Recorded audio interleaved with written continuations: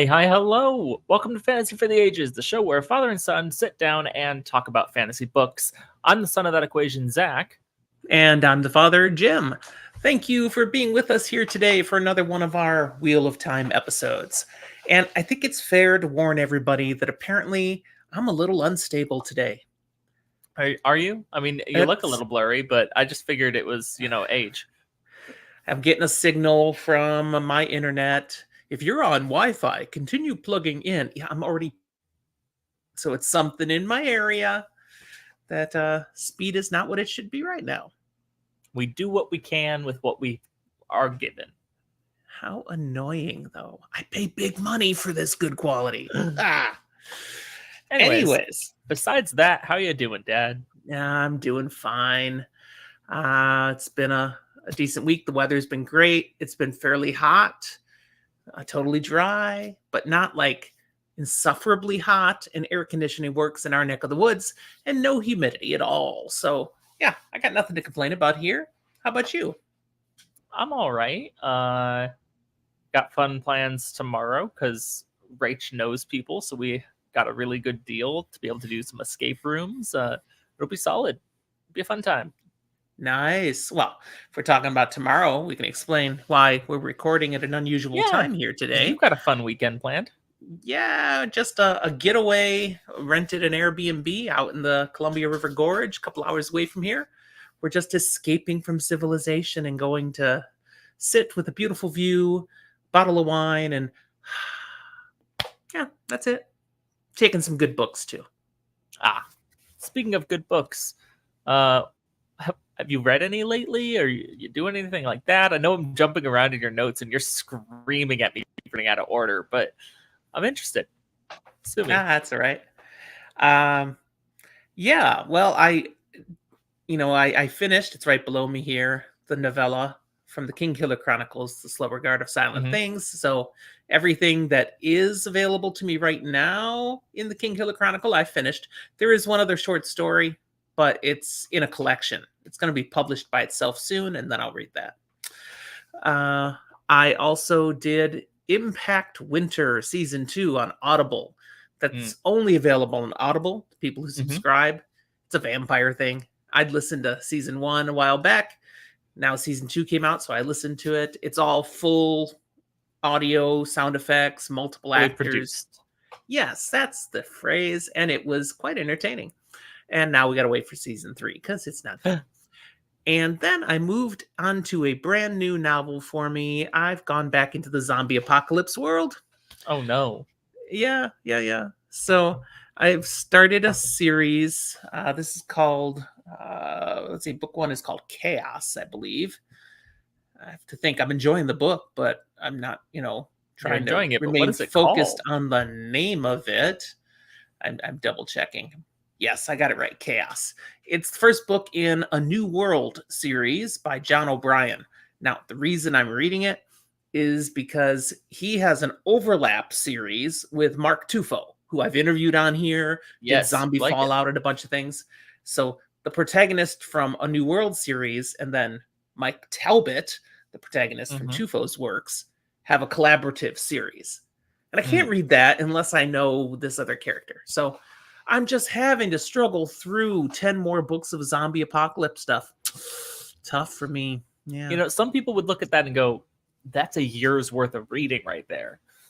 It's like 2 weeks, so it's fine. But yeah, none of these are long, and they're just one big story. So, it's fun. Some people are lucky if they finish 2 books in a year. Well, yeah, I'm up to 89. It might be 90 now. That's disgusting. And I'm keeping up better than I did last year so far. And that's with 3 of those being Malazan books, one being Night Angel Nemesis that doesn't even count yet because I'm still plotting through it. It's a good book. Oh, well, then that doesn't count as it's not one of the 89. It's not even one in there, but it's taken some of the time. Yeah, it's fun. So what are you reading now, Zach? Nothing too crazy has changed since last time. I'm still reading Nemesis Games, The Expanse there. I did finish the first book in...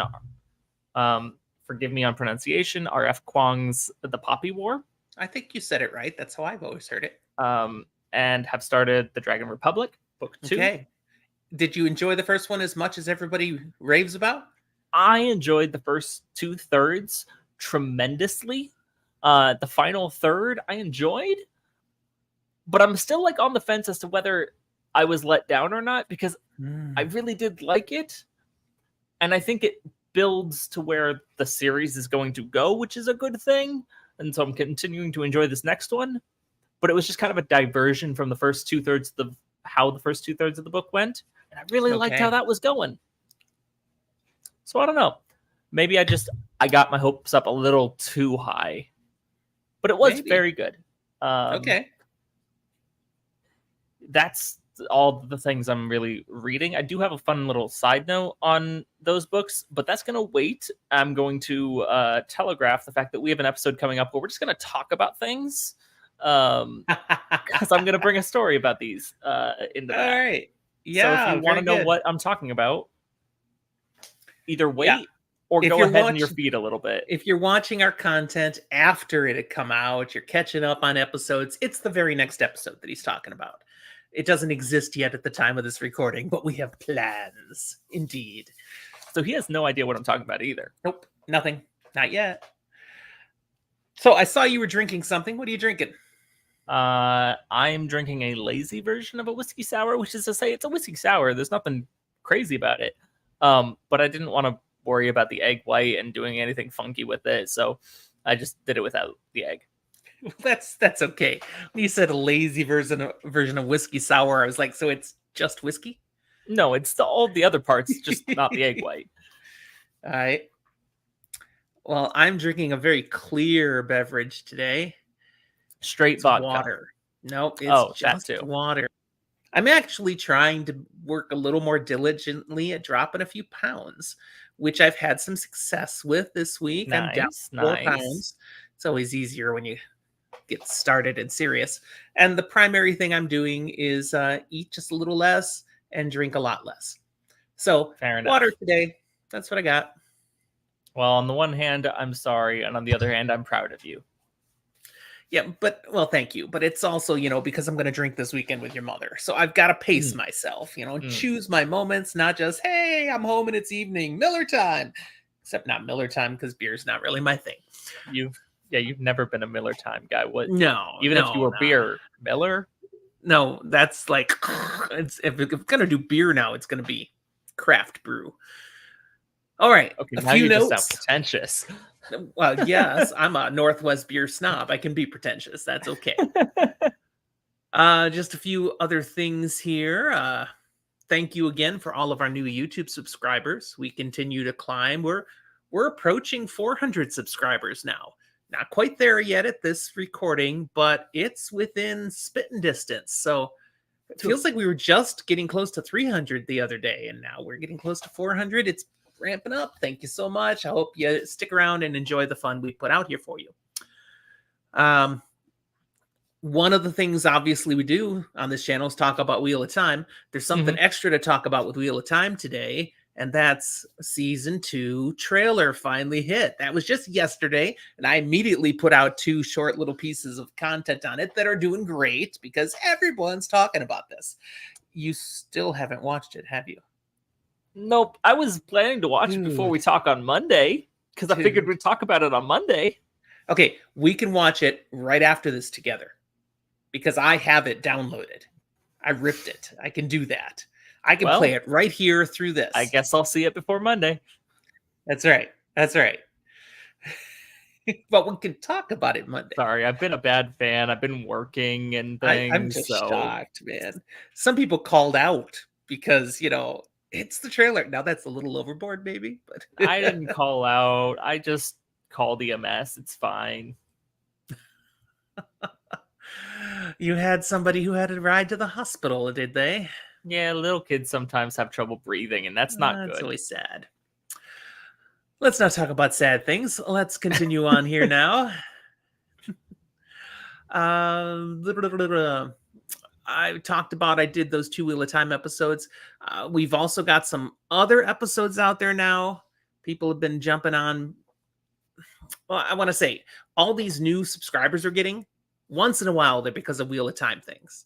Most of the time, they're actually because of the other stuff we are putting on the channel. Correct. Like, I've done my King Killer Chronicle stuff now. You've got Gentleman Bastard content out there now. There's all sorts of things that we keep adding in. Dresden Files, keep watching for that stuff, people, and let us know. That's what you like, that's what you want, and we'll keep delivering. For sure. Okay, I got nothing else. I think we're ready to talk about a couple chapters from the Fires of Heaven. Sound Let's good? get into it, because we've had some short chapters, and these, well, they're not short. Especially not the first one. Chapter 49, To Bowanda. That's a name. Yeah. It picks up right where 48 left off. Nynaeve, Elayne, and her crew of people are boarding the ship in Samara along with the refugees. Yeah, the ones that Nynaeve bullied the captain into taking on. And we even get a little more taste of how she bullies to make sure they all get on and they all get settled. And she does it with a little help from the Shanarans. Do you remember what she had them do in the background while she, browbeats the captain? At least vaguely. And I also want to highlight something about your notes that made me laugh in a moment.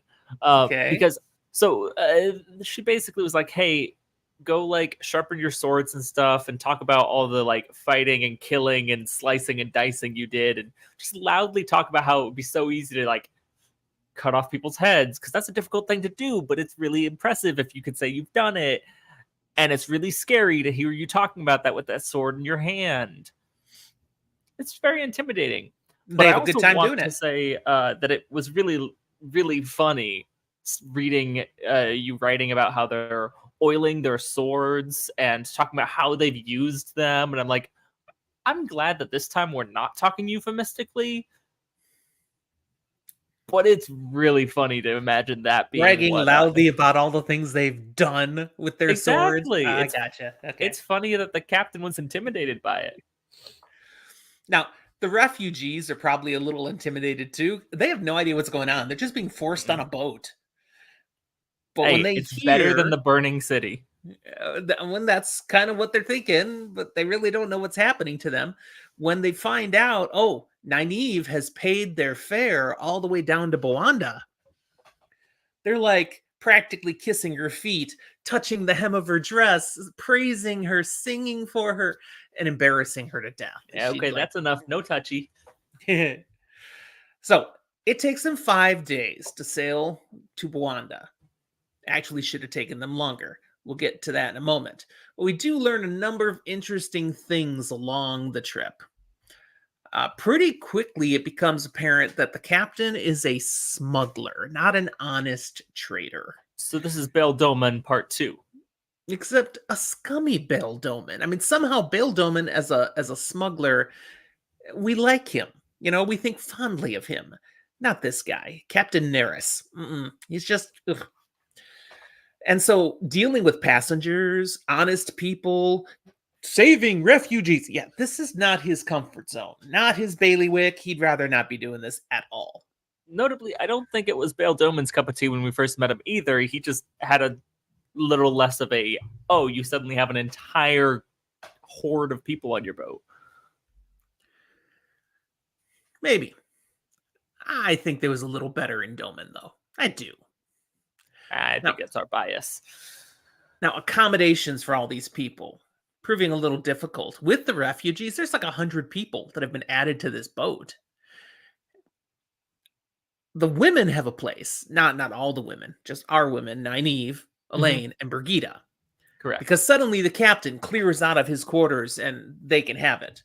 Now, how does that just happen? Well, 1, they're the ones with money. 2, they're the ones who the people with swords listen to. And Tom, Julin, and Uno, some of the leaders of these violent men, have apparently made some pointed comments. The women are a little annoyed, and this is all, by the way, Nynaeve's point of view. And she's like, the guys keep stepping beyond her instructions.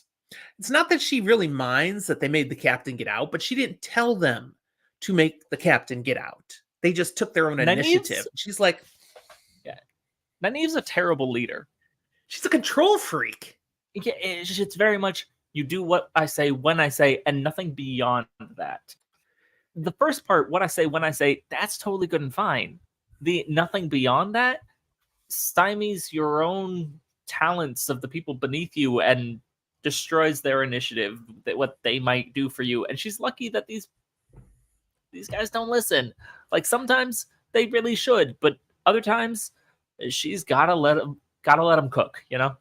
One of the traits of poor leadership she's certainly demonstrating is if you think of a great idea and you do it without checking with me first, now it's a terrible idea. Mm-hmm. If I'd thought of it, it would be a great idea.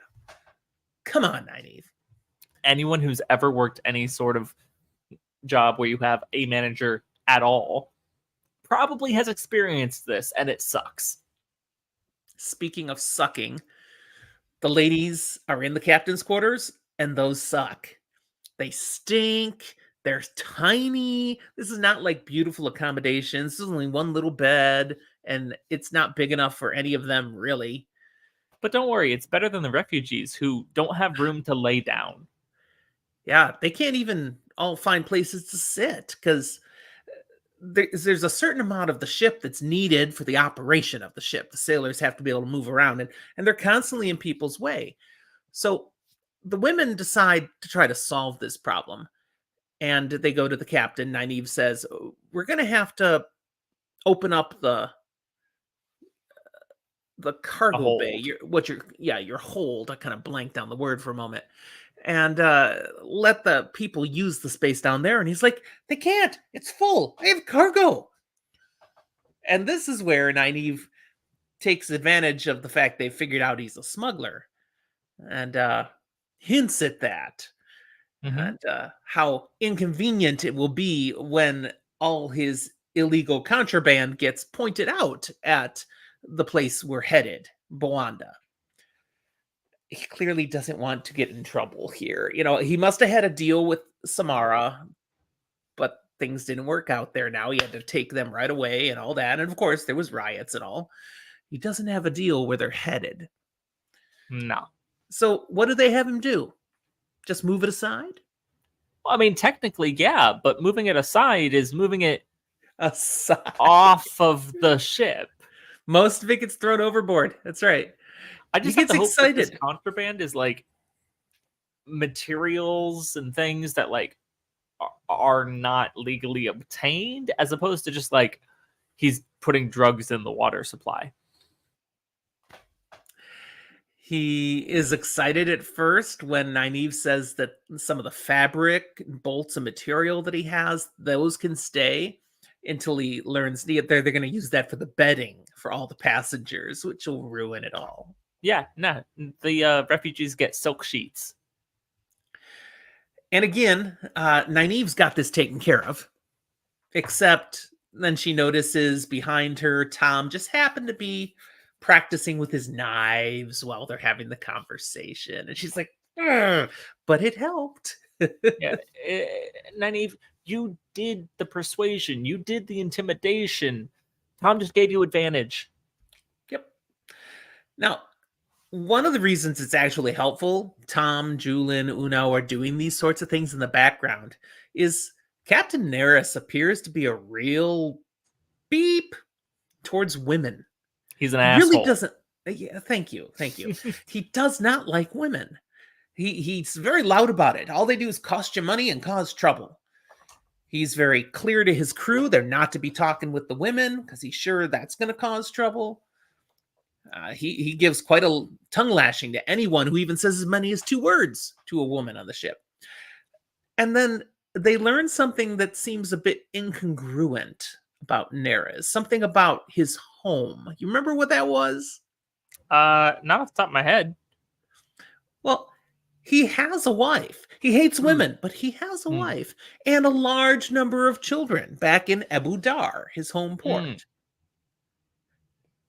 So, I mean, he must like at least one woman enough because he has a lot of children with her. But not surprisingly, he is no longer at home. I mean, as much as possible, his shipping business keeps him out. You know, depending upon if I remember by the time we get to the spoiler room, I might have some theories about that. that I can't talk Ah, about because we haven't been to Abu Dar yet. gotcha.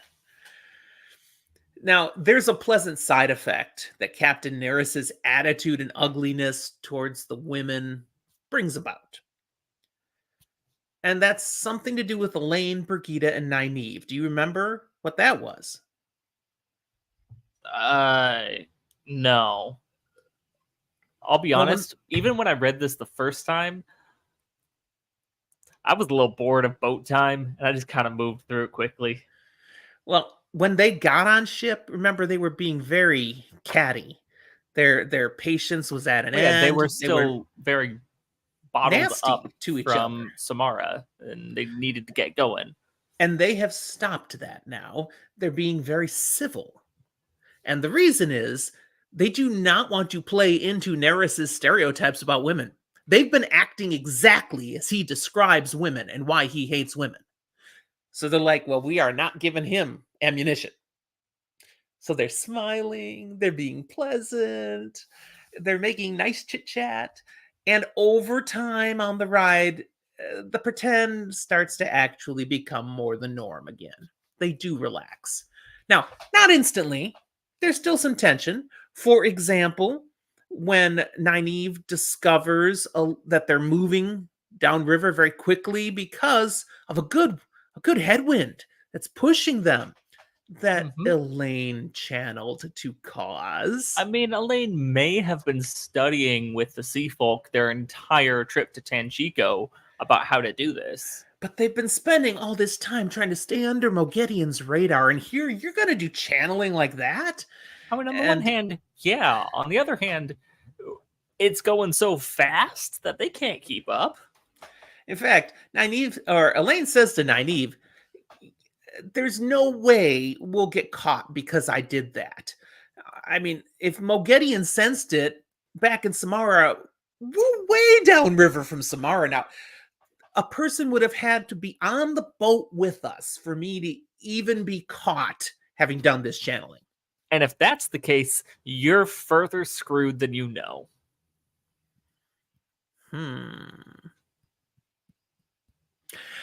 Going on. Uh Oh, Nynaeve's temper is also a bit loose because she's getting seasick again. Mm. If it was just a Yeah, calm float down the river, she'd be fine. But it's kind of rocking a bit because of the wind Elayne created. So Elayne, Brigida, they lighten up a little bit sooner because they're out of Samara. They're moving on. Nynaeve has the issue of being seasick and in always. fact, over this particular issue, they're still smiling at each other, but they're just about ready to toss each other off the boat when Brigida comes over. Again, all smiles. I picture her arms around their shoulders, saying, "You guys better stop it, or I will throw you overboard." Now, the men see all this going on, Mm-hmm. and they assume, wow, they're really glad we got away from Samara. They must be feeling much better now.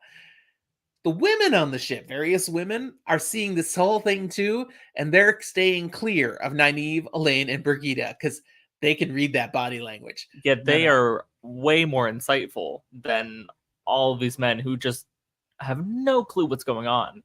Um, Look, is this a point where I go, hey, Robert Jordan, maybe a little bit too heavily into the men are dumb and oblivious, but also to a certain extent, you're right.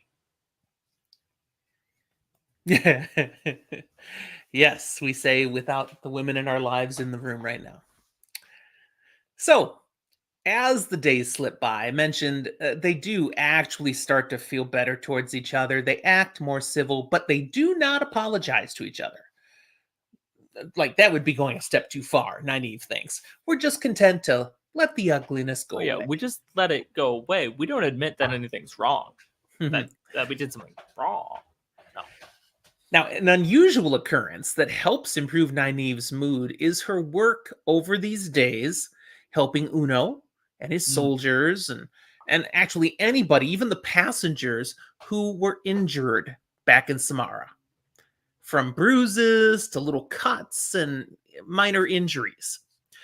Now, she uses her herbs and salves, but she's also, in many of these cases, using one power, healing.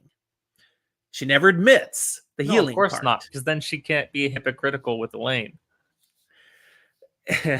And she's covering it with the salves. Now, remember, when you get healed, you're like, whoa, I mean, you feel it. It does something physically to you. And every time one of them reacts, she makes sure she's like putting something on them at the same time. And she's like, oh, don't be such a baby. Oh, it doesn't sting that bad. Like it's a reaction to what she's put on. And she's getting looks in the faces from the others like, I'm sorry. I didn't realize it would be. They have no idea she's actually healing them. None. That's pretty slick. But over the course of time doing that, that means they start interacting more with these refugees, the passengers, including the children and the little There are ones. kids. They love these women. It's like more moms, and they're just clinging to them. And Brigida's like carrying 3 or 4 at a time around, and they can't help cheer you up when you spend time with kids who are just naturally laughing and making a game of life. It buoys your spirits unless you're trying to get them to sit down and be quiet. And that's another story. Yeah, I'm not going to say you're wrong, but I'm also going to say you very much specified kids who are laughing and making a game out of life. That's not always kids. And I imagine some of these kids who are on a boat are not having the best of time. We just ignore the fact that there's probably one kid in the corner screaming and crying that they want to go home and they can't. The story portrays most of the kids are doing all right, but there are a couple, and we're going to mention those now, because the refugees, the adults in particular, they all have hard stories. They're all here for a reason now, and it's not positive. Some of the stories are just kind of down in their luck. Some are much tougher to hear. And the women, their compassion goes out to them, especially to the other women, because the men that, young men or much older men, they can kind of get somewhere else and make a way for themselves. They have options as men. Women on their own don't tend to have the same kind of options in this world. That's an unfortunate reality of this society. Their heart goes out to these women in particular then. And of all of them, 3 above all really kind of seem to click with Nynaeve, Elayne, Brigida. Like they feel something a little more for these 3. And they're named. When they're named, that usually means something significant. So we'll point them out here. It means something significant. And all of the 2,000 some named characters, it means something significant for. So we've got Nicola or Nicola. Okay. Tesla. Her fiance left her to follow the prophet of the Dragon Reborn, then went and got himself killed. So she's not quite widowed, but her plans for the future are in the tank now. And she wants to get away from, as far as possible, from this idiot prophet. That's why she's here. You know what? Fair. I do too. Then we've got Marigan, who's a widow. Is that really how you say that? Marigan? Marigan. That's how I would say it. Let's say Marigan then. I can never remember. There's all these different names, all these different pronunciations. Someone's it's not like it's Julie and Sam, tell me, your first thing was correct, and I'm horribly butchering this, and that's okay. So Marigan, is that how you said it? Yeah. Okay. Her husband's dead, but that happened a while back. She's been a widow on her own with 2 young boys. Aww. And these are the 2 young boys that are mentioned as being pretty shell-shocked. They don't talk to anybody. They just stare around all the time. They're very non-interactive. And Marigan just kind of, keeps them with her. And why she's here now is to make a way for herself. As a widow, she started dealing in cures and herbs and, kind of doing a Nynaeve type of thing, but in this part of the world. And that profession seemed a little too much like Aes Sedai business now in the climate of Samara. So she's on the run. Yeah, time to go before she gets burned like a witch. And then there's Arena, an accidental hunter of the horn. Now, Yeah, what? how are you accidentally a hunter for the horn? Well, you remember where the hunt for the horn starts? The big old Elliot, great hunt? way down south. Right. And her brother had gone down there. He just left, didn't tell anybody, took off. I don't know, left a note. Okay. She went off after him to stop him. That's a horrible idea. Okay. Well, she never found her brother, but she ended up taking the oath because she was there. That doesn't strike me as accidental. That strikes me as you didn't intend to, but then you got there and you were like, actually, yeah, let's do it. I'm like, I mean, while I'm here, you know. You can't claim an accident for something that once you were in the circumstance, you knowingly chose to do. That's not accidental. And she appears to have kind of owned it because the other two women are in dresses. She's dressed more like Brigida garb, you know, kind of blousey pants. And she met Min once, actually, so she's wearing pants. Ah. But she has had a tough time of things. It hasn't been the easiest. She could tell some stories of some of the challenges she's had as a hunter for the horn. And she doesn't make specific of what went on in Samara, but suffice it to say it was time to get out of town. So that's why she's here too. Other tidbits that happen on the river cruise. We've got Brigida finding out Elayne actually is the daughter heir of Andor, when Nynaeve just makes an offhand comment about it. You know, you're not in your palace right now. Now, why is that funny? I mean, Brigida's been kind of giving Elayne shit for it for a while, being like, you're just making this up and being a whole thing about it. Like, I mean, seriously. I'm a little bit going, look, I know they were like not talking about that because they didn't want to blow covers and stuff, but at the same time, when they were at each other's throats, how was there not just like a side comment in a wagon? How is this the first time that Brigida hears Nynaeve say something about it unprompted? I don't know, but this is it. Now that leads those two women to go off to the side, have a very serious conversation. They're working something out that Nynaeve doesn't understand. Again, because she doesn't know any of that business. She did not have any idea that Brigida hadn't believed Elayne. Speaking of Brigida, she starts using her real name. That comes from a jibe that Captain Neris made, and she's like, well, I am Brigida by name, as a matter of fact, so you can start calling me that, you know, kind of thing. And the women if you got a problem with it, I'll throw you off your own boat. I think she makes a comment about shooting him with arrows, but the woman the women also stopped disguising their hair color, which is like, oh, we talked about goodness. Way back that they'd been dyeing their hair. They'd been hiding this. Clearly, it was a dye that wore off. It washed out over time because they can stop. Because their hair is not growing fast enough that it's just growing out from the roots. It's bright red from the menagerie. So no, she dyes it again on the ship, but dyes it close to her own hair color. Basically, she's like, I can't let it grow out. I cannot stand this any longer. So the third day after leaving Samara, they arrive in Bowanda. And most of the Samara refugees leave the boat. Nice. But Nynaeve informs the captain that her party will be traveling further. And as he's a smuggler, it's not like he can complain to the authorities, hey, I only promised they'd come this far, you know, because they'll just turn them in, you know. As they tossed most of the merchandise, not all. Also staying with them on the ship, those three women we mentioned earlier, and the two little boys, therefore. What's happening with the Shinarans? They're all staying. Cool. Yeah, they're part of the crew still. Make sure we cleared that up before we went. Tom, Julian, Uno, and the Shinarans. It's like a band.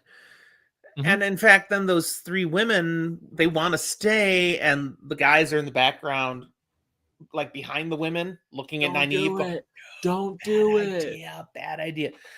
But Elayne and Brigida are like, yeah, let's do it. And Nynaeve's like, okay, they can stay. Their compassion wins out. I mean, Nynaeve's got a soft spot for other medicine women. Now, once Boanda is well behind them, Nynaeve shares that you're going to need to make another stop farther downriver. We're getting off for Salidar.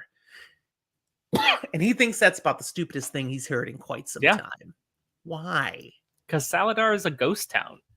It's something that has fallen into disrepair. No one lives there. There's nothing going on.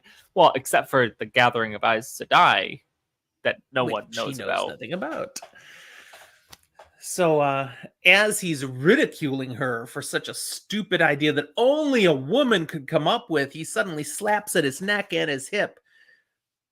Some sharp pains, and Nynaeve makes a comment on how nasty the horse flies are at this time of year, while Brigida just starts roaring with laughter.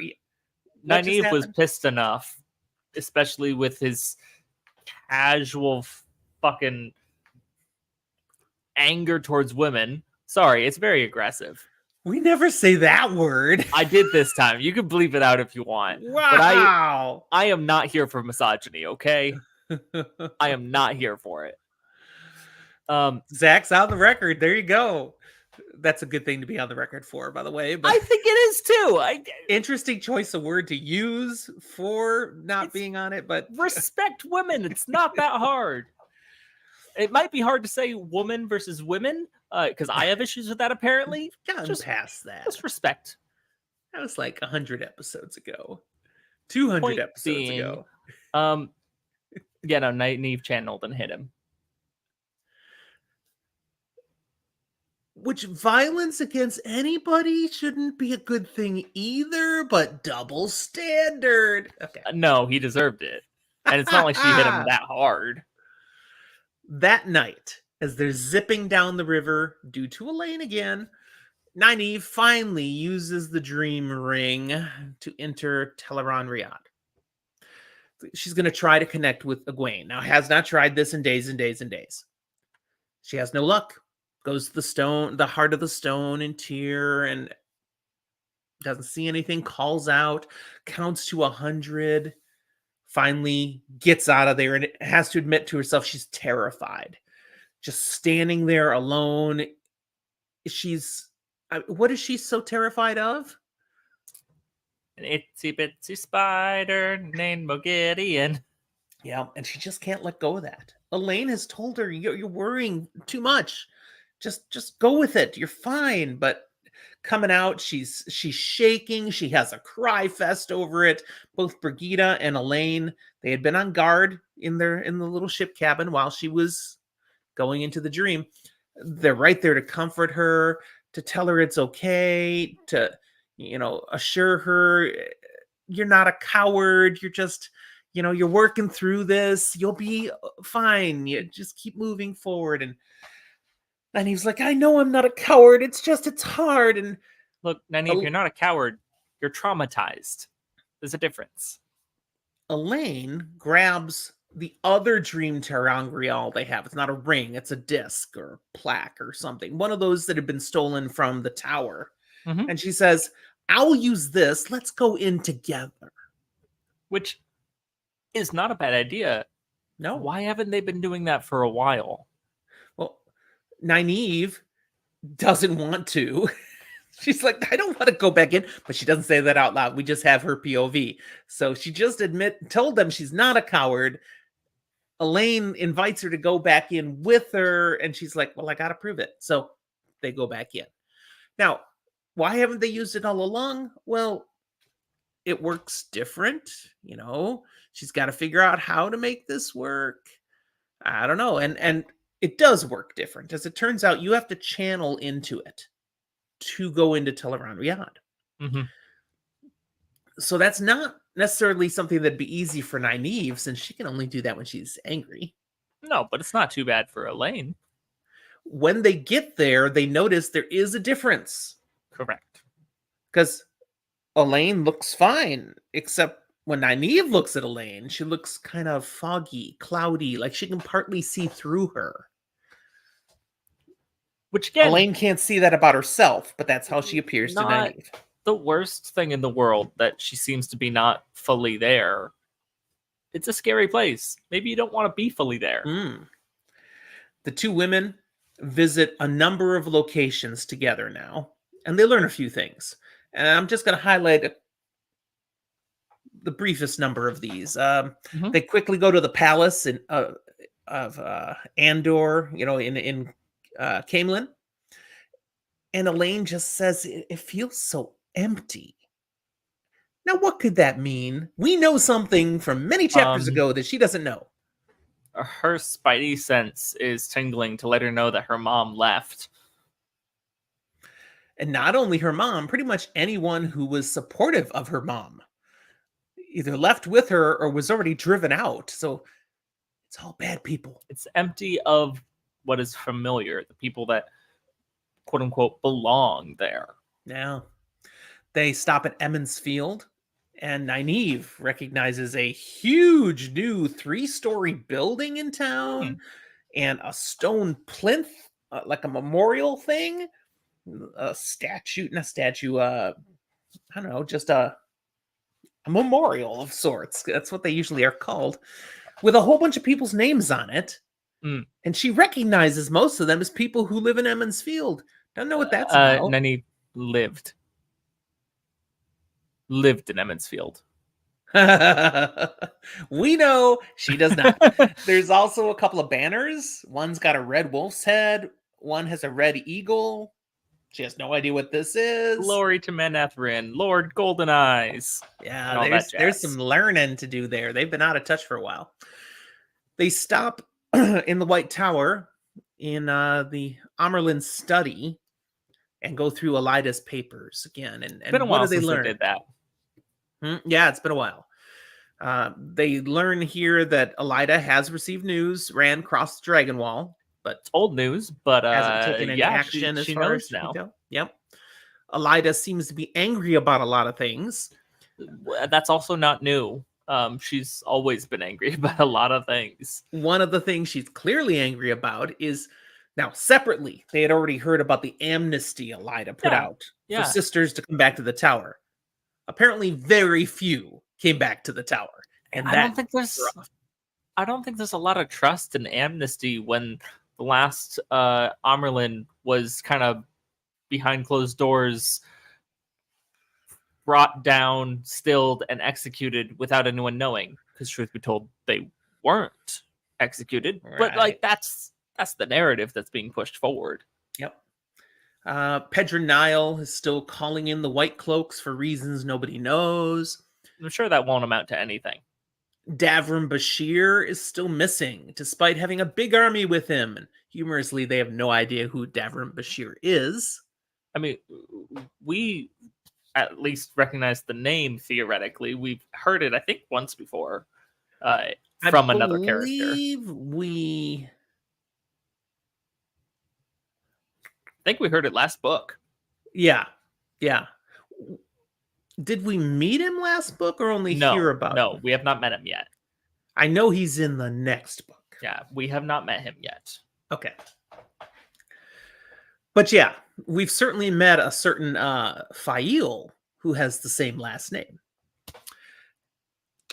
And everyone is forbidden by Elayda from mentioning Mazrim Taim. Why? They don't know. Because he escaped. Yeah, he's on the loose, and we're not going to talk about Escape. We don't talk about Taim, no. We don't talk about Taim, no. I don't know if that's a parody that I want to hear about, but maybe. Nynaeve and Elayne continue returning to Teleron Riyadh each night after this night, and it gets easier and easier for Nynaeve. She relaxes more, nothing's happened. They take turns using the different ones, so Nynaeve can also experience what it's like, and Elayne can see what Nynaeve looks like when she's doing that. And it's honestly very cathartic for Elayne every time when they try to do that, because Elayne has to piss off Nynaeve. No, I'm kidding. But it's true. Nynaeve has to work herself up to be able to do that. They spend some time in Teleron Riyadh, not just looking for information, but also figuring out what else can they do in the dream world, kind of honing some of their abilities. For example, one thing they had heard they could do from Egwene at one point, and now they figure out how to do it, how to keep someone in the dream. So like Nynaeve will try to keep Elayne in the dream while Elayne tries to leave and wake up. And vice versa. And they do eventually figure it out. It was interesting how they figured out. And it's just, you basically have to think hard enough that the other person is actually part of the dream. And that controls their ability. They can't leave because they've been trapped into it. Mhm. Something like that. Finally, one night, as they are again in the heart of the stone together, Amis and Egwene show up. At last! Humorously, both Nynaeve and Elayne start to ask Egwene about that last time she spoke to them. Now, remember the last time? Yeah, in their dreams, not in the world of dreams. Right. And they want to know how she did that, and she cuts them off before they can complete the phrases. It's very intentional. She cuts them off. So intentional. What might that mean, Zach? She's not allowed to do that, and Amis is standing right there. It's like whap, whap, whap. The news that Egwene interrupts them to share because it's so important and such urgent news is stuff some of it is stuff she already shared with them in the dream. It's the stuff that she already told them, but Amis doesn't know she already told them. Right. Although she does tell them more now.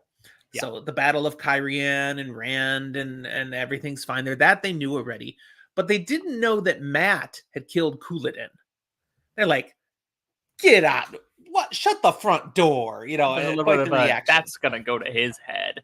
And it's like, I don't really think so. Probably not. Egwene talks about the strange school that Rand has created. And I think this is the first place we learn about it. We're going to hear about it more later.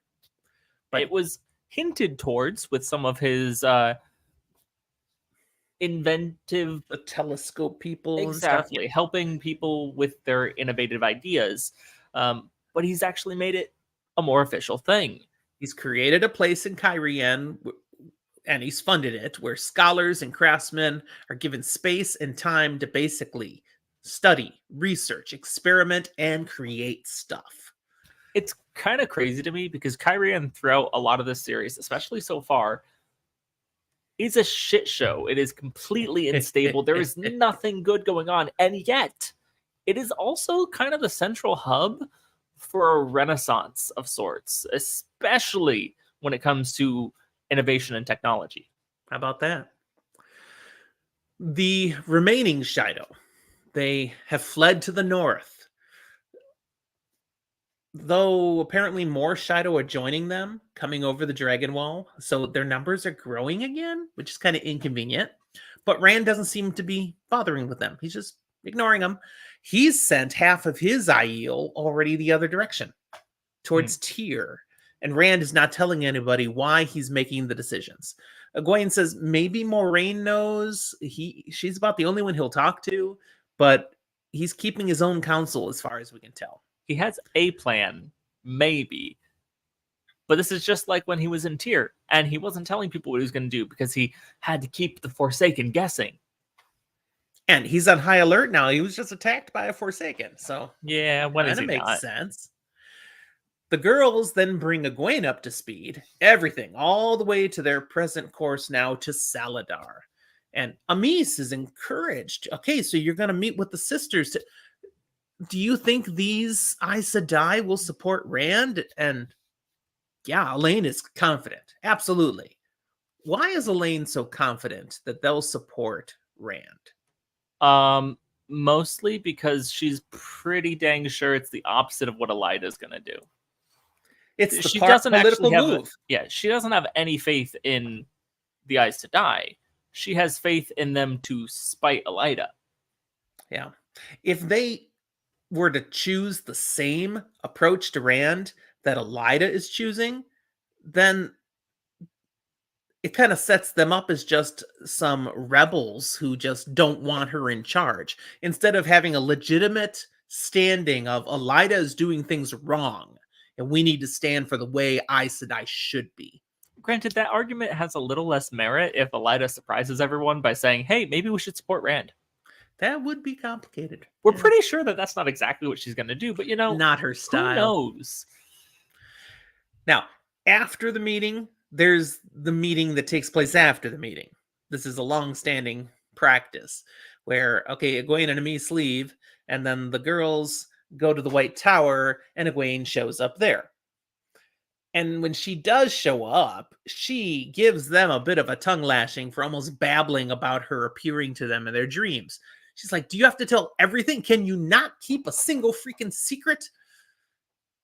And Nynaeve is kind of embarrassed because, yeah, she did almost babble everything. And that's out of character. She was startled. She was caught off guard. She's in Teleron Riyadh where, okay, maybe she still is a little unsettled. And And Egwene is still using that to her advantage to put Nynaeve on her back foot and bully her into place. And since she's using that thing she has to channel into, when she gets embarrassed, she's no longer angry enough and she loses the ability to channel and wakes up. Elayne joins her a couple minutes later. She and Egwene did, go through a little more information, look to see what they could find. They didn't find much, and Elayne didn't want to stay too long lest Nynaeve start worrying. But the one key thing they shared here is that they learned Elaida is demoting a full sister back to accepted. Huh, is that allowed? Like, can she do that? Can she?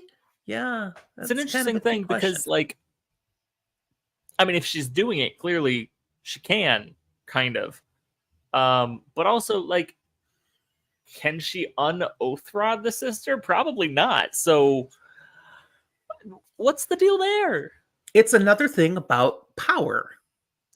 You don't necessarily have the power that you say you have, but you do have the power that people say you have. So if they let her demote someone, that's precedent, and she gets to keep doing that if necessary. Mm-hmm. Finally, this chapter ends, again, it was a really long one, with their arrival at the appropriate piece of shoreline. They have to row to it. There's no place for the boat to dock. There's no signs of Salidar. But the captain says it's right through that way. This is the closest piece of land along the river to get to Salidar. You're going to have to break trail through the woods. And Elayne and Nynaeve and their group, they start doing that and kind of thinking, so we're almost there. And Elayne raises it. What kind of reception do you think we'll get? And they really haven't thought about this. Question, which is a good reason why we're glad we have another chapter that we still have to get to. Right. It'd be really rude of us to leave a cliffhanger right there. Yeah, Nynaeve, she figures, I don't think we'll be hailed as heroes, but I'm sure they'll be glad to see us and hear what we can share or the information we picked up along the way. Chapter 50, called To Teach and Learn, shows Nynaeve and Elayne and Salidar now. We get to skip the whole trudge through the woods. Oh, that's good. I was really looking forward to the trudge through the woods, the realizing that there was a tick, having to deal with that so they avoid Lyme disease. It was a whole thing that I really wanted to dive into. Give me more. I'm sorry you're going to miss that. Sorry. Like, entomology of this world. You can stop now. You can stop. But I tell you, they are not happy when we pick up this chapter because they have just, they're at the tail end of being totally grilled by the leading sisters of Salidar. Are they a little crispy or blackened or? They're feeling a little bit, a little toasted. So direct heat or indirect? In short, I'm just going to move on. When they first saw Salidar, some warders saw them and Min saw them. Mm-hmm. And Min is thrilled to see them. Finally, some friendly faces. But that's the only person who reacts with joy, ebullience, sheer happiness. Oh, yeah. Everyone else is going to see them either as a tool or a problem. Well, they get escorted by the warders to one Aes Sedai, who they can tell what their business is, why they're here, what the deal is. And they start sharing this whole story, and they've only gone maybe a minute into it when she stops them. Wait here. And then left there 5, 10, 15 minutes just cooling their heels. And then they're escorted into this meeting with the I'm just gonna full say body of main sisters. it did not take that long to get them actually assembled and ready to meet them. They were ready and assembled in 5 minutes, and then they waited 10 as a power move. Now, they share everything they want to tell them, meaning they don't tell them everything, but they tell them most of what happened along the Mm-hmm. way. And they get poked and prodded and asked for more information by the Aes Sedai, but they also get a lot of scoffing and Yeah. and clearly you're exaggerating and oh really now. I mean, like when Nynaeve battled Moghedien. Yeah, we get highlighted here Child, that please. the Aes Sedai, even the quote unquote good Aes Sedai, these ones that we are viewing as the ones that we want to support, as opposed to the Tower Aes Sedai that are supporting Elaida, like they're still Aes Sedai. They're still full of themselves. They still think they deserve the power. They still have reek of power arrogance. politics and this mess where they don't trust anyone unless they choose to trust them. And if they don't actively choose to trust and respect you, then they don't trust or respect anything about you, not even just a little. And one of the things that's clearly in the way now is these two, Elayne, Nynaeve, are not Aes Sedai. They're No. only accepted. Therefore, they don't know anything. They don't understand what they really experienced. They don't have the perception an Aes Sedai has. They're still sitting at the position where it is ingrained within Aes Sedai society, this culture of theirs, the subculture, that they are referred to as children. Yes. Now, Swan is in this room with them as well. And she's a bit on the horns in this situation because it's come out that the girls are not runaway accepted. I mean, very early on, they were sent from the tower by Swan to hunt 13 Black Aja. And not that. That alone isn't why she's in trouble. It's Swan, why did you not tell us this? See, Swan has not revealed everything either. No, And and she's thank basically like, goodness. you didn't ask me, so I didn't tell you that. That is my policy to life too. Sometimes it gets me in trouble too, Swan. Swan also gets right in their face as much as she can, deferentially, but you can't hold me accountable and you know, discipline me for doing something that I had every right to do when I was the Amerlin. I could not know who to trust in the White Tower at the time because Black Aja, who knows what spies might be about? And basically, to us, she's that's saying, a valid argument. I didn't trust any of you. To us, that's a very valid argument. To them, it's a slap in the face, and it's a little bit of a sign of going, Elaida's wrong.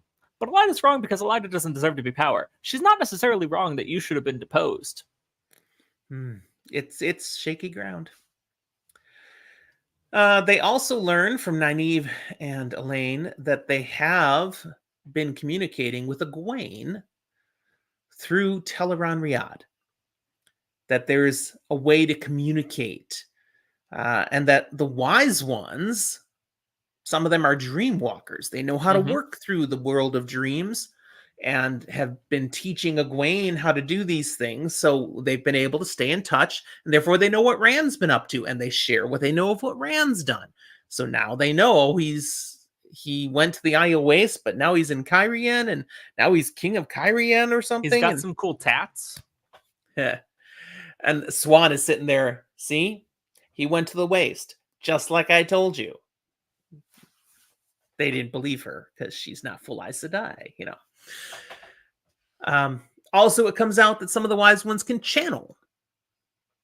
And they're kind of like, well, we'll see about that. They're not sure they believe that, but they're open and if they to do the possibility. Believe about it, maybe we have to deal with that because Aes Sedai are the only ones allowed to channel. If you aren't Aes Sedai, no. It's very elitist. Yeah. One of the few things they do, well, a couple of key things they managed to hold back. Brigida's identity. They don't share that part of the story. And it never does come out that they were posing as full sisters. They managed to hold that back. Which is really lucky, because otherwise they'd immediately be going and getting their butts whooped. As the grilling concludes, a few things are decided. It will be good for the Aes Sedai to be able to speak with Egwene through Teleron Riad, and through her, speak with Moiraine. See, again, it's not good enough that they can talk with Egwene. They need to communicate with Moiraine because she's a real sister. Egwene But doesn't count. exactly, just a channel. Communicating with Moiraine is essential because they hope to do what? I mean, at the end of the day, they hope to reach Rand. Yeah, they want to influence him, make him do the right things, and Now the Moraine's the problem Aes Sedai is, close enough to do something. they're still thinking of this in terms of we need to do our Aes Sedai thing and poke and prod him and control him, and it's like you should like go have a conversation with him and see how he handles that, because he doesn't. Yeah, at all. Now, since that is a thing that can be done, Elayne and Nynaeve are ordered to teach them. They're going to give lessons on how to use the Dream Terangrial, the other Dream Terangrial. Gotcha. They're going to be giving lessons, so that means they're going to be full sisters, right? Because only sisters teach other sisters things, right? Oh, no. They will just cooperate and do what they are told here. Also, the Letter of Rights, which was part of how Swan got in so much trouble, they have this Letter of Rights that they can just access the Tower Bank and for anything they need. What the heck were you thinking, Swan? That's now theirs, and they're going to use it to draw a whole mess of money out of the White Tower's bank. Of course it is. They've got an army to pay. So they're going to do that. Oh, and all this gold coin and various other coins that Nynaeve and Elayne had accumulated, had with them from all the way back in Terabon. Yeah, that's all void now. They're going to use that. This just gives me a lot of vibes of like the absentee parent who has really not been around or helpful at all. Their kid goes off and does something successful, and they come back and they're like, look, be proud of me for once. And they go, I am proud of you. Look at all the stuff you got me. Yeah. It's like, that's not how this works. They inform the girls that they will be returning now to their studies as accepted, and they will not be held accountable for their actions while they were roaming around because they were following orders of the Amerlincy. Like, we did all these awesome things, and you're telling us we're not in trouble. They're feeling a little unappreciated. Yeah, they've been slapped. One small thing, they do get to keep the jewels that the Penarch had given them as gifts. And the silver arrow that they had with them. They do want to know, how'd you come upon this silver arrow? Tell us that at some point. It's not important right now. Don't worry about it. Something big is revealed that many of the Aes Sedai are very unsettled about. It's caused some tension in this conversation, and that is the seal on the Dark One's prison that they brought with them from Tanchico. When it's taken out of its wrappings, it's in pieces. All right, who sat on the unbreakable material? Literally, the Aes Sedai are like, how could you let this happen? And Elayne is throwing it right back in their face. It's Quendiar. Yeah, it's a little How bit should we have known we have to take care of the unbreakable object?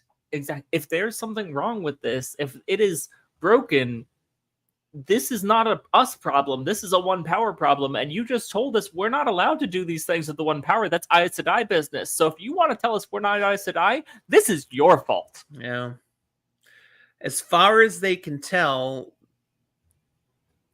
up to 4 of the seals are broken. They know of 3. Of how many? Up to 4. They know of 3. They believe they know 3 are still whole.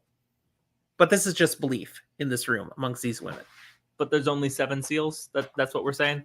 Yes. There's not like a secret 8th seal or something? Not that we know of. Would have been real nice. Just like the Horcrux is just a secret extra one. Yeah.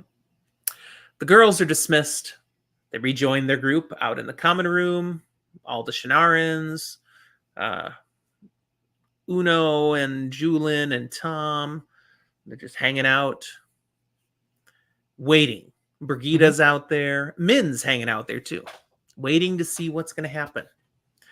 When they come out, Brigida's the first one to go to them. What did you tell them? And you know what she wants to know. She wants to know, you tell him I'm a hero of the Horn that's escaped Teleran Riyadh on accident because of the Forsaken? Because that's like, I told you not to tell people. And immediately they put her at ease. Nope, they just know you are a good friend who helped us along our way. And we did get permission from the sisters that you and Arena and Nicola and Maragon, you're all welcome to stay. Follow-up question. Did you mention that Elayne and I are bonded? Like, is that something they know Ixnay about? on the Onded Bay. Oh, okay, Ixnay. okay. I didn't say anything. Now, Min, she's eager to restart conversation now that they've been freed up. Okay, can we talk about stuff? But before they can start talking, Foul-Lane comes up. I love that. Foul-Lane. Very foul.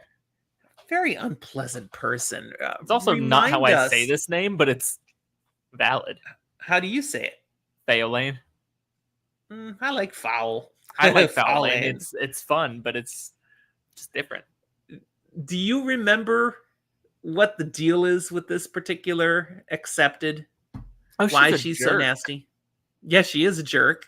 In what ways does that manifest? She's jealous. She has been a pretty normal Aes Sedai. Maybe a little behind the curve, but that's to say, it took her a while to be a novice. It took her a while to get off of being a novice to become an accepted. She's been accepted for a while. Yeah, 5 years she's been sitting at this level now. It's one of those things where it's like, by the time she's an Aes Sedai, she will have probably been in training for like 20 years or something. And yeah, the power is going to like extend that a little. But she's bitter. Especially to these people who like Nynaeve showed up and day one, hi, you're an accepted. And yeah, Elayne is also accepted. She wore novice white for less than a year. It's like, it's not fair. I mean, is it fair? Well, let's look at what we're talking about. We're not talking about equitable. We're talking about equal. And they got to that point way before you did. Yeah. Foul-Lane has an issue, though, with, taking advantage of making people miserable if she can, if she thinks they deserve it. And so one of the things why she's still accepted. One of the things that comes out here is that she was one of, maybe the only one, but probably just one of those here in Salidar who had given Swan and Lyanna a really hard time now that they can't channel, for being responsible for the whole mess the Aes Sedai were in. Elayne and Nynaeve were warned not to give Swan and Lyanna trouble, like some have done, and we have dealt with that. Okay, one of them they're talking about is Foul-Lane. It comes out. Now, there's a piece of me that has to take all of this with a little bit of perspective. Because for as bad as we think of Foul-Lane, for as much as we think she's a mean person, she's in Salidar. Which means when all this went down, she said, nah, I'm outie. She would have been in Tar Valon. She would have had no reason not to be. And so she still, as much as we don't like her, said, this is wrong. Elida shouldn't be there. I'm out. I like that. We're going to come back to that in one brief moment, but there's something that happens to get rid of Foul-Lane. And that's, she's here specifically for Nicola and Arena for testing. And it's revealed that the women here in Salidar have been scooping up any women that they can from the area and testing them to see if they have the ability to channel. Could they learn to channel? Are they a wilder, maybe even? And anyone that they find, they're sucking into their ranks. It's only been 3 so far that they found, but they're still doing it. And these 2, they're prime. They're young girls. We're going to give them a test and see if they have any ability. Why are they so vigilant now, at long last, to try to find women who can channel?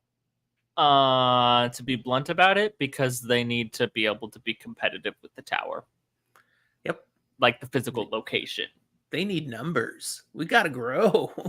And We're really, really hoping this doesn't turn out to an all-out power war or something. But if it does, we need soldiers. Now, Elayne thinks it's a waste of time, particularly because, okay, if we bring them in as novices, they're never going to be anything more than novices until we get back to the tower. What is she thinking there? She's thinking they can't take the accepted test because they don't have the rings. They can't ascend to full Aes Sedai because they don't have the Oath Rod. They don't have the things that make people Aes Sedai. Outside the box thinking is not in Elayne's camp, apparently. That's not her skill set.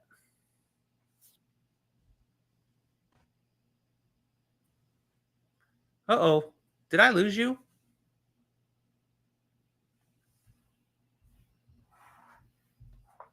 You seem frozen. I'll be honest. There. I hope that one's just on my end. Yeah, you were frozen on my end for quite a bit. Yeah, I lost both everything here and Discord. All of the things. Everything was frozen. So I hope while you were gone, while you were gone, I went and checked my internet and it was fine. Like it cool. Blazing still, I'm hoping it was my end. Okay, we'll hope. Anyways, Elayne leaves and Min drops a comment that goes to what you said about Elayne. Mm-hmm. She's like, she's such a nasty woman. You'd think if anyone's future was going to be terrible, it would be one like that. But meaning, Min sees images around Aes Sedai. She sees things all the time. Here in Salidar, she's seeing things all the time. And she's seeing something promising, something good. Whether she knows entirely what it means or not, Elayne's got something cooking that's gonna end up being positive future ahead of her in some way. Yeah. Tom, Julin, and Uno then come up to them. And they clearly have something they want to say. And they share the information that they've been listening and checking. And these Aes Sedai actually think they can pull down Elida in Tar Valon from here. They're completely foolish, unreasonable, impractical. Elayne, Nynaeve, if you want to get out of here and get to Rand, where you can maybe do something real, we're ready to help. The warders, they're guarding to keep people out. They're really not paying attention to people leaving. We could do this.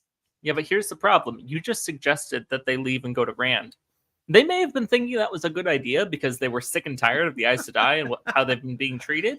But now you've suggested it. Now so we can't do that. The worst idea. It wasn't their idea. Nynaeve does ponder it for a moment, but it's a pretty short moment. Her reasons for wanting to stay are greater. She still wants to learn to heal. She still wants things that only the Aes Sedai can give her. So she declines. Now, there's, right then and there, she's like, you guys, you could go. Your job is done. Don't stick around with us now because, you told Rand you'd keep us safe. We're with the Aes Sedai now, okay? Your mission's over. Why don't you guys go ahead? We'll even see what we can get together to send with you for funds and such, and you could probably do more good with Rand. Well, maybe. I've actually been thinking there's this and that, and no. These guys that were so ready to help them leave suddenly have every excuse in the book why they're going to stick around a while. And is it really them showing their loyalty to Nynaeve, to Elayne, even to Birgitte, and being like, no, where you go, I go? There is so much in this chapter that comes from just conversation that's only partly understood by Nynaeve. Again, her POV. It's actually a bit maddening to try to talk about in an episode like this, but I'm gonna try to cover just the tidbits now. Okay. And we'll see what we can make of this. Okay, Gareth Bryn appears. And he's rather dismissive of Elayne. Elaine's like, Gareth, I don't know why you're here, but I know things ended badly with my mother and you for some reason. I'm sure we can fix that, whatever it is. You know how she gets. And he's like, that's over. And moves on. And she's like, what? 1, he doesn't want to talk about it. 2, he's moved on. And he has other reasons. His priorities might be shifting. Like I said, he's moved on.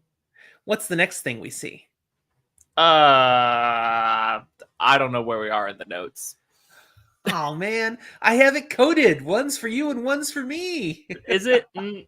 Yeah. You just go for it, and I'm going to interject. Oh man. Okay. Bryn, we find out, had invited the Shinarians to join his army. And Uno had said, well, we'll think about it. We're not sure. Well, he asks again now.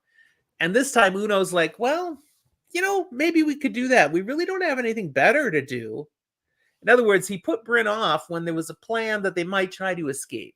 Yeah, he That was plan's saying, I'm kiboshed. not going to join this while we're going to go get the woman to Tyr, to Rand, to all But this stuff. now Probably Kyrie and now. But hey, they're if we're happy. sticking around, We'll do your thing. We'll be part of your force. yeah, Yep. we'll get paid.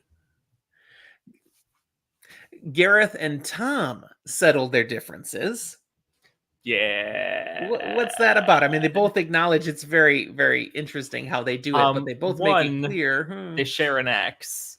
Yeah. 2, for like 20 years, maybe it was more like 10.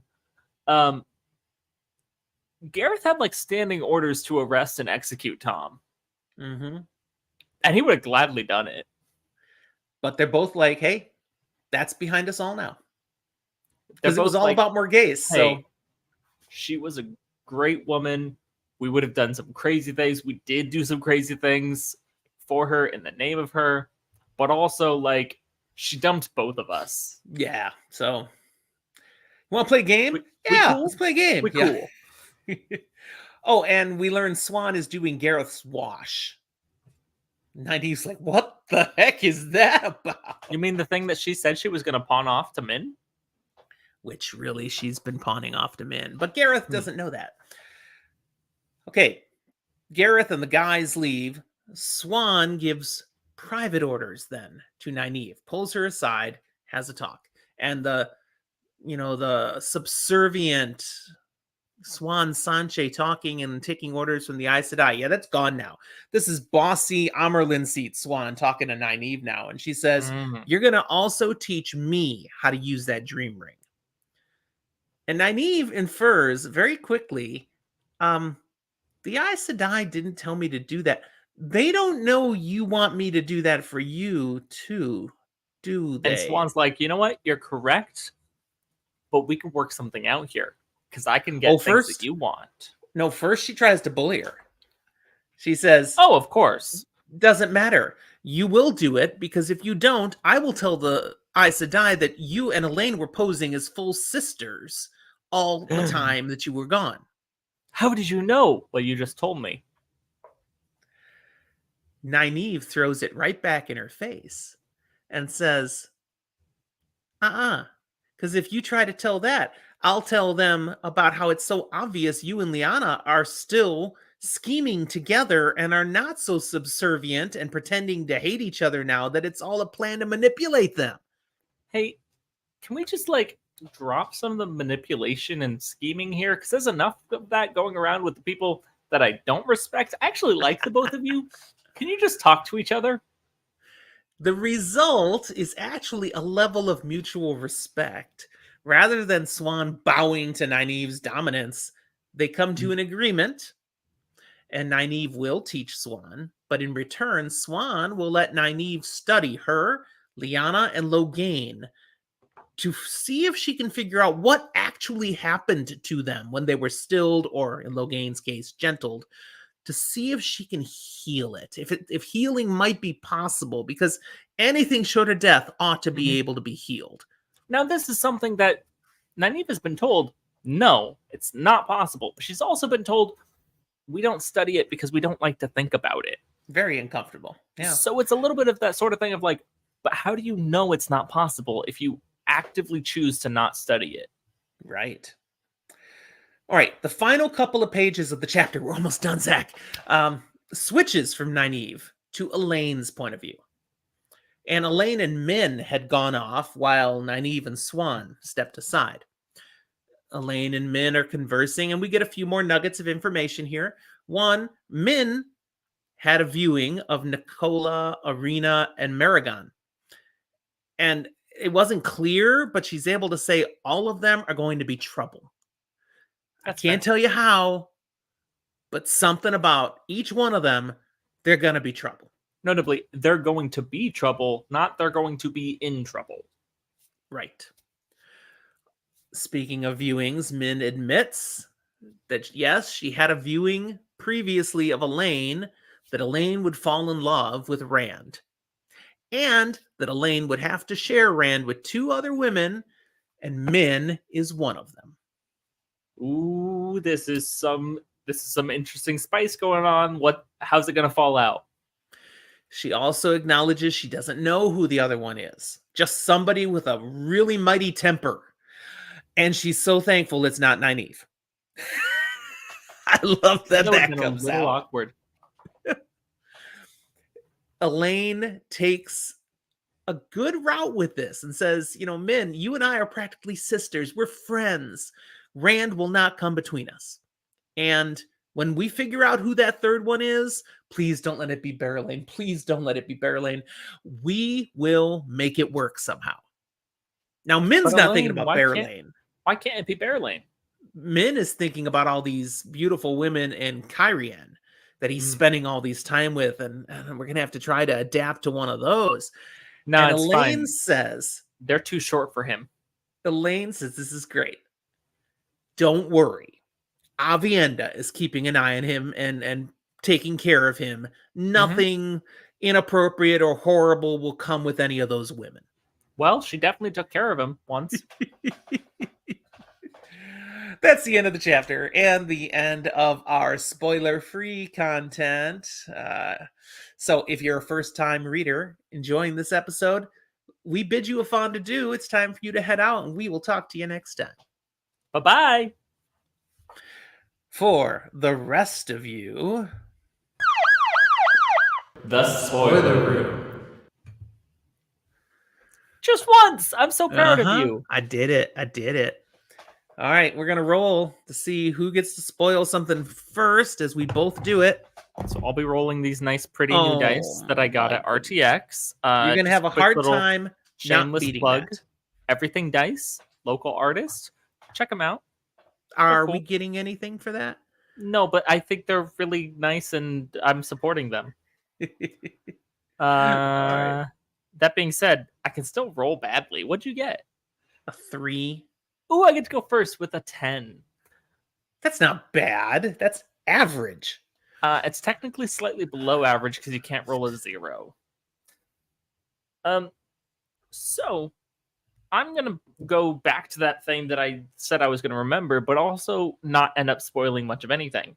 Just rather talking with full spoilers. The captain, the guy we don't respect, the guy who's awful, right? Married with kids, Ebu Dar. I think he's so whipped. I think he goes home and his wife with the marriage knife has him in just a vice, collar around his neck and everything kind of vibe. He has to leave town and go smuggling to support her and to escape because when he's in town, she is the boss. She wears the pants. So every one of those children has been a kink thing? Every one of those kids has been her choice, not his. He's tied to the bed. She's in charge. We are doing this thing. She kicks him out of town to go smuggle and do these things to support the kids because she's like, look, I've got a thriving business here. I'm doing great. But also, get out there and be useful because right now, you're not useful to me. I got what I wanted from you right now. So if you stay, I'm going to use this knife. If you don't, then maybe we can talk when you get back with money and we can see about making another kid. It's an interesting theory, but it lies in some truth in that we know the people in Ebu Dar, the women are in charge. So it sits well. He hates women being in charge. He wants to be in charge. He's going to stay away from home. It chafes with him partially because when he's home, there's no room there. That's right. And he says, yes, dear. I like it. All right. My spoiler is something you kind of spoiled in this episode. I was like, oh, yeah? I did? How did he let that out? It's too early and you should have been following the notes better. Maragon is Mogedion. She's Oh, I right did it here intentionally. with them on the ship. Yes, but you shouldn't have. First-time readers do I not didn't have do it enough that information to know obviously. that. I didn't do it very You obviously. did. You're like, oh. Now, not that you gave away which one, but you made it very clear Mogedion is on the ship with them. Yeah, but I'm not the one who paused for 10 seconds after saying something about her. Pregnant pauses are our jam. I'm just saying, Loose lips think ships. if one of us gave something away, it wasn't me. So, yes, we now have Mogedion. She has found them. She is with them, hiding in plain sight.